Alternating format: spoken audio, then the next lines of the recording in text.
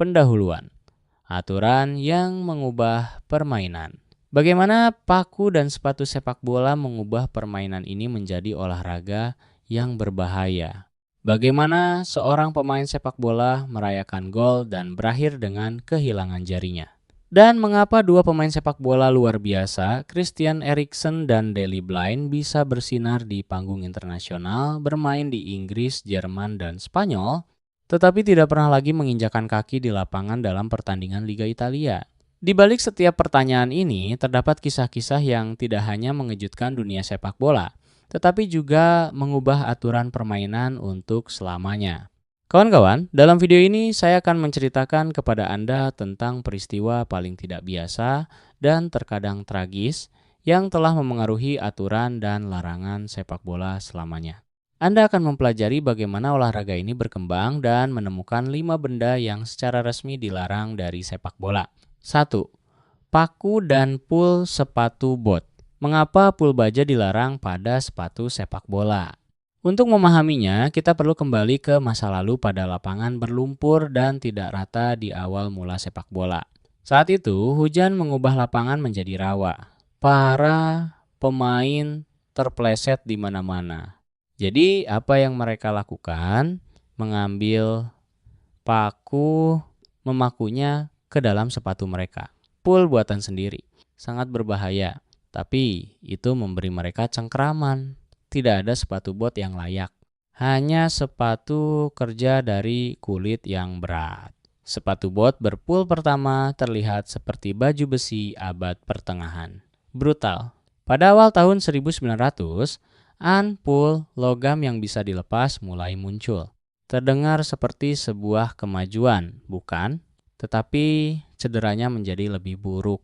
Sepatu bot ini masih seperti tank. Dan pulnya baja atau besi padat. Para pemain tersayat, terluka, bahkan terkena di bagian wajah. Satu kasus pada tahun 1930, seorang pemain terkena pukulan di pelipisnya dan meninggal di lapangan. Hal itu mengubah segalanya. Pada tahun 1950, dunia sepak bola akhirnya mengatakan cukup. Pul baja dilarang. Beberapa penggemar tidak menyukainya. Mereka mengatakan bahwa plastik tidak akan pernah memberikan cengkraman yang sama. Tetapi keselamatan adalah yang utama. Hal itu memicu perlombaan untuk inovasi. Pul karet dan plastik mengambil alih. Lebih ringan, lebih aman.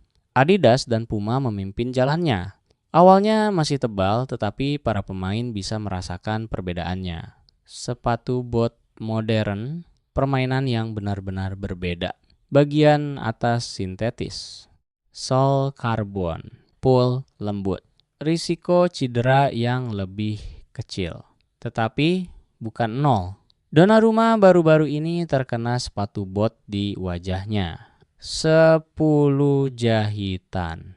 Jadi ya, ini masih merupakan olahraga kontak fisik. Apa selanjutnya? Beberapa merek sedang menguji pul adaptif. Mereka mengubah bentuk berdasarkan lapangan. Yang lain sedang mengerjakan bahan yang dapat memperbaiki diri sendiri. Dan mungkin suatu hari nanti tidak akan ada pul sama sekali. Hanya sol bertekstur nano yang terpasang di bagian bawah sepatu. Tidak ada lagi luka sayat yang dalam. Tidak ada lagi tackle horor. Hanya cengkeraman tanpa darah. 2. Larangan perhiasan di lapangan. Mengapa perhiasan dilarang dalam sepak bola? Desember 2022. Prancis vs Polandia. Menit ke 42. Jules Koundé melangkah untuk melakukan lemparan ke dalam. Tapi tunggu, wasit menghentikannya. Mengapa? Dia memakai kalung rantai. Dan entah bagaimana, tidak ada yang menyadarinya sampai saat itu. Tidak juga rekan setimnya. Tidak juga lawan-lawannya. Bahkan wasit pun tidak. Tapi tunggu sebentar. Apa masalahnya? Buffon pernah memakai kalung. Zidane pernah bermain memakai cincin dan gelang. Cruyff pernah memakai 2 kalung rantai sekaligus. Masalahnya, di masa lalu perhiasan adalah hal yang umum di lapangan.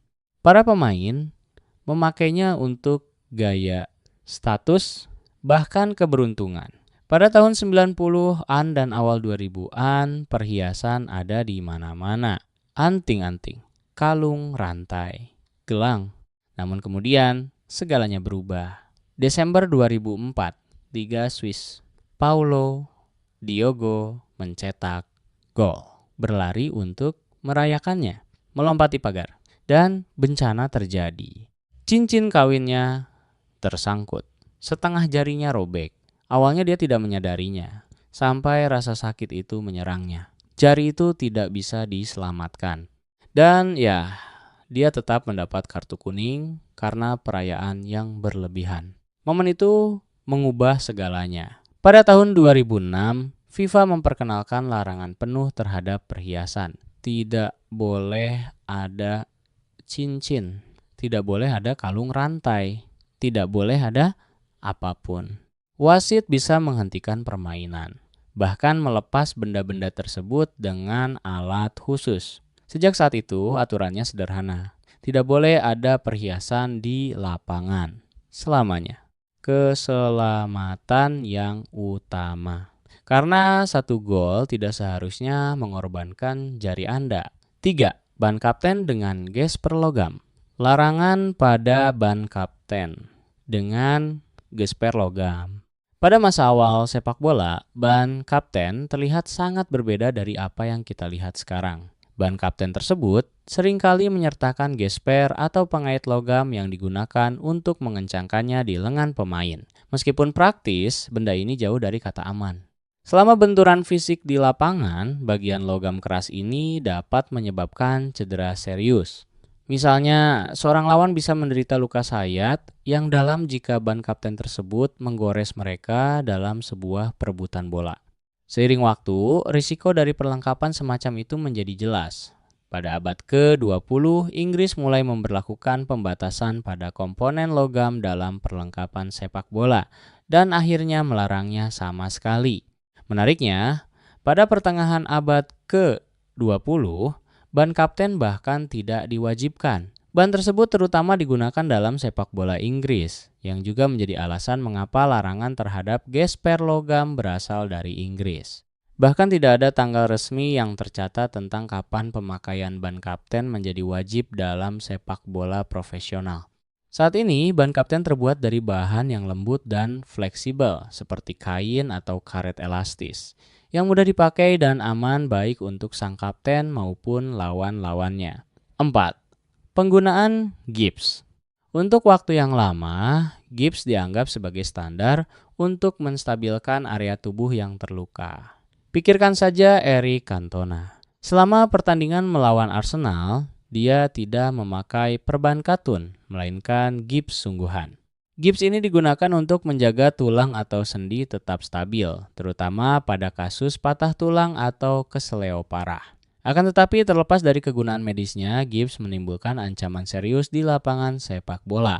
Selama kontak fisik atau saat terjatuh, gips keras tersebut bisa dengan mudah melukai lawan. Dalam beberapa kasus, gips tersebut bahkan dapat melukai pemain yang memakainya, terutama jika mereka mendarat di area yang terluka lagi. Saat terjadi benturan, FIFA mulai membatasi penggunaan gips secara bertahap pada akhir abad ke-20. Saat ini, gips dilarang sama sekali dalam sepak bola profesional. Sebagai gantinya, para pemain diizinkan untuk menggunakan alternatif penyangga yang lembut, seperti plester olahraga, perban elastis atau bantalan pelindung modern yang semuanya memberikan stabilitas yang diperlukan tanpa membahayakan pemain lain. Kita telah melihat pendekatan ini pada Karim Benzema yang memakai balutan khusus untuk menstabilkan jarinya selama pertandingan. 5. Alat pacu jantung di Italia. Larangan penggunaan alat pacu jantung di Italia. Mari kita bicarakan salah satu aturan paling ketat dan paling kontroversial di dunia sepak bola. Di Italia, jika seorang pemain menggunakan alat pacu jantung atau defibrilator implan, mereka otomatis dilarang mengikuti pertandingan profesional. Alasannya, Federasi Sepak Bola Italia meyakini bahwa perangkat pengatur detak jantung apapun bisa berbahaya di bawah tekanan sepak bola tingkat tinggi, terutama dengan adanya risiko benturan atau jatuhnya pemain secara keras di lapangan. Mereka berargumen bahwa risikonya tidak sepadan. Sekalipun pemain merasa baik-baik saja, alat tersebut bisa rusak dan itu bisa menjadi mematikan dalam sekejap. Sementara itu, di negara-negara lain, keadaannya berbeda. Di Jerman, Spanyol, dan Inggris, para pemain dengan alat seperti itu masih bisa bermain asalkan mereka lulus tes medis rutin dan mendapatkan persetujuan dokter. Lihat saja Christian Eriksen. Setelah serangan jantung yang dialaminya di Euro 2020, ia dipasangi defibrilator implan. Hal itu mengakhiri waktunya bersama Inter Milan karena larangan di Italia tersebut. Namun, karirnya tidak berhenti di situ. Saat ini, ia bermain untuk Manchester United di Liga Premier, tampil tajam, mencetak gol, dan bahkan, ironisnya, mempromosikan minuman berenergi. Sementara Italia berpegang teguh pada larangan ketatnya, negara-negara lain memberikan kesempatan kedua kepada pemain seperti Eriksen. Di bawah pengawasan medis yang ketat, tentu saja. Siapa yang benar? Hal itu masih bisa diperdebatkan. Tapi satu hal yang jelas, ketika berbicara tentang keselamatan versus hak pemain untuk terus bermain, batasannya menjadi kabur dan jawabannya tidak selalu sederhana. Penutup. Jika Anda merasa video ini menarik dan ingin belajar lebih lanjut tentang bagaimana permainan ini telah berubah selama bertahun-tahun, jangan lupa untuk menekan tombol subscribe, memberikan like, dan menyalakan lonceng untuk notifikasi. Anda pasti tidak ingin melewatkan satupun dari pembahasan mendalam kami tentang dunia sepak bola. Terima kasih telah menonton dan sampai jumpa di video berikutnya.